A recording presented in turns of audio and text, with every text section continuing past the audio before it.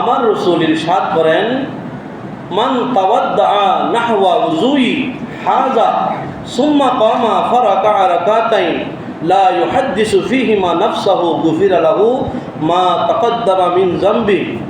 মুসলিম শরীফের হাদিস। আমার রাসূল ইরশাদ করেন, যেই ব্যক্তি আমার মতো উযু করলো, নাহওয়া উযুই, মান তাওয়াদ্দা নাহওয়া উযুই হাযা সুম্মা কামা ফারাকা রাকাতাইন, সেই ব্যক্তি, যেই সমস্ত বান্দারা আমার মতো উযু করলো এবং উযু করে 2 রাকাত নামাজ পড়লো, আমার রাসূল বলেন নাফসাহু, কারো লা ইউহাদ্দিসু ফীহিমা নাফসাহু, কোনো কারোর সাথে উযু করে কারোর সাথে কথাবার্তা না বলে 2 রাকাত উযু করে 2 রাকাত তাহিয়াতুল উযু নামাজ পড়লো, আমার রাসূল বলেন গুফিরা লাহু মা তাকাদ্দামা মিন যামবি, তার পূর্ববর্তী সমস্ত জীবনের গুনাহ আল্লাহ তাআলা মাফ করে দিবেন।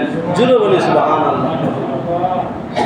আমরা তো আসি শুধু, অনেকে আদায় করে থাকে, শুধু জুমার দিন পড়ার জন্য বলা নাই তাহিয়াতুল উযু, প্রতিদিন পড়বেন, উযু করে 2 রাকাত তাহিয়াতুল উযু পড়বেন, তখন আমার রাসূল বলেন তার পূর্বের গুনাহ মাফ করে দেওয়া হবে। সুবহানাল্লাহ।